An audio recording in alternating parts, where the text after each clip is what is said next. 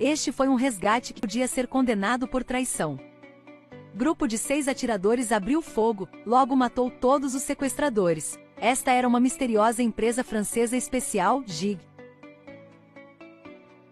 A história aconteceu às 8 horas do dia 3 de fevereiro de 1976. Na última colônia francesa, Djibouti, um carro transportava 21 crianças francesas. No caminho, foram interceptados por 4 membros da Organização da Frente de Libertação. O líder ameaçou o motorista para dirigir até a Somália. No caminho, ninguém ousou falar. Um menino não aguentou e perguntou: Monsieur, on va pas à l'école? O menino foi espancado, por isso não se atreveu a falar. Naquela época, as atividades de independência nacional na África eram muito desenvolvidas. O pedido de independência na região da Somália também estava aumentando cada vez mais, e a França o ignorou. 4 membros da nova linha de libertação planejavam aterrorizar o sequestro dessas crianças. 2 veículos militares receberam ordens para segui-los. Membros da Frente de Libertação rapidamente abriram fogo para atacar, mas à frente eles haviam arranjado o obstáculo, pneus logo explodiram. O carro teve de parar. No momento, eles estavam a apenas 180 metros da fronteira com a Somália. O líder obrigou o motorista a passar a palavra aos franceses. Exigiu que o governo francês concordasse com a independência territorial de seu território. Se não obtivessem uma resposta em 36 horas, eles matariam todos os reféns. O governo francês soube imediatamente, mas no carro estavam 3 crianças americanas.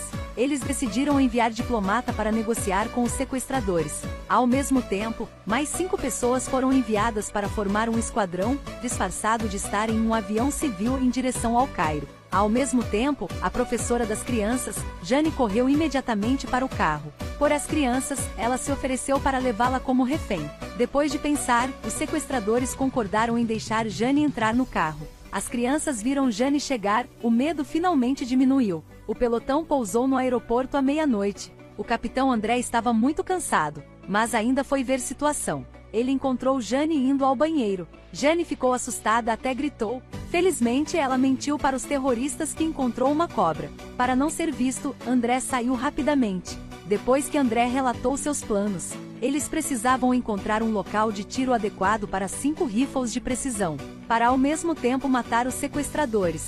Mas o general Pierre achou que isso era muito arriscado. No carro, o líder perguntou a Jane por que ela teve coragem de vir aqui. Jane respondeu que era tudo para as crianças. O líder disse que antes também era professor, também queria proteger as crianças. Mas segurar a arma agora era realmente proteger as crianças do país, ajudá-las a serem livres. O plano do pelotão também estava em execução rápida. Nesse momento, a sede de Paris ligou para dizer-lhes que esperassem por ordens.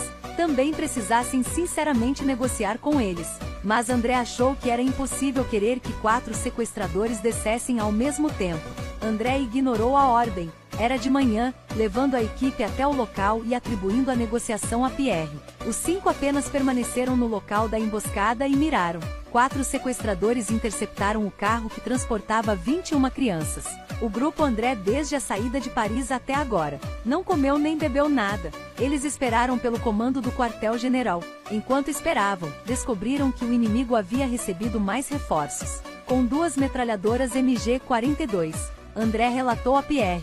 Na hora de comer, Pierre mandou a diplomata entregar alimentos para as crianças. O diplomata queria negociar, mas os sequestradores recusaram. De repente, uma menina no carro se levantou e tentou escapar. O líder ergueu a arma, mas foi detido pelo diplomata. De repente, um tiro soou. A morte do diplomata assustou a todos e não se atreveu a fazer mais nada. Também fez com que André, que estava emboscando fora, mudasse de ideia. Vieram para salvar pessoas, não para bancar os heróis. Eles definitivamente teriam que garantir o sucesso absoluto. Agora o exército inimigo tinha mais de 5 pessoas que eles não podiam controlar. Na época, André lembrou de que trabalhava com ele no Serviço Central de Inteligência Era Jean. Eles foram ao Vietnã 3 vezes, também participaram no treinamento de atirador. O capitão imediatamente convidou Jean para entrar em seu pelotão de franco-atiradores. Nesse momento, Jane pegou a criança que havia sido desmantelada ontem e voltou para o quartel, porque a ferida da criança já estava infectada, exigindo tratamento imediato. Jane aproveitou a simpatia do líder para levar o bebê para a terapia. Ela também revelou que os sequestradores tinham mais 2 granadas. André pediu a Jane para dizer para as crianças ficarem paradas e não se mexerem. As crianças têm de 6 a 12 anos, Jane disse a André. Está muito quente, também há armas, isso é possível? A menos que dê anestésico para as crianças dormirem. Então André disse a Jane para pôr anestésico na garrafa de água. Os 6 atiradores estavam na mesma posição, cada um mirando em seu alvo. As crianças no carro rapidamente entraram em coma. Nesse momento, André viu os sequestradores dirigindo uma van de carga se aproximando, preparando-se para levar as crianças embora. Ele rapidamente pediu uma ação, mas foi novamente rejeitado. Finalmente ele disse a Pierre para agir imediatamente, dizendo a seus subordinados para se prepararem. Depois de dizer isso, ele tirou seu dispositivo de comunicação para não ser rejeitado. Isso claramente foi traição. Depois de todos os atiradores mirarem simultaneamente em seus alvos, com as ordens do André, 4 sequestradores no carro perderam a vida imediatamente. Os cúmplices que estavam ao lado sentiram algo errado, imediatamente foram ver. Nesse tempo, Jane estava tentando acordar as crianças no carro. Quando os cúmplices descobriram que seus cúmplices estavam mortos, levantaram a arma para mirar no reféns. Mas quando eles estavam prestes a puxar o gatilho, foram mortos pelo pelotão. Quando Jane viu isso, ela rapidamente puxou as crianças. Os guardas de fronteira descobriram a localização do pelotão. Então abriram fogo e atiraram neles. Jane viu os guardas de fronteira se aproximando do carro.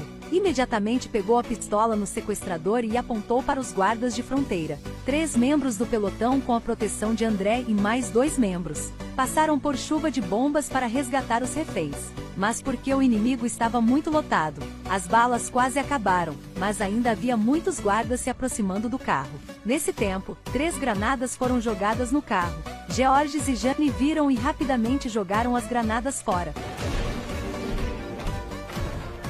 Os guardas de fronteira explodiram em pedaços.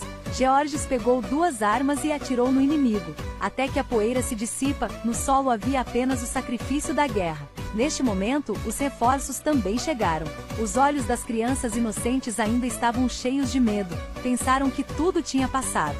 Mas quando George sentou-se no carro, descobriu que uma menina havia sido atingida por uma bala e ficou extremamente fraca.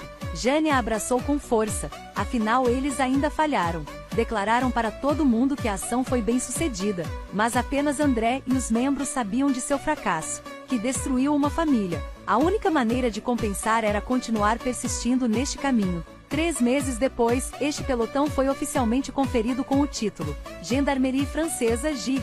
Eles estavam sempre prontos para irem aos lugares onde aconteciam incidentes inesperados no mundo. 15 minutos de guerra chegou ao fim. Foi adaptado de um caso real de roubo de carro em Djibouti em 1976. Este não foi apenas um resgate bem-sucedido, mas também foi um compromisso na batalha entre liberdade, desejo e a luz da humanidade.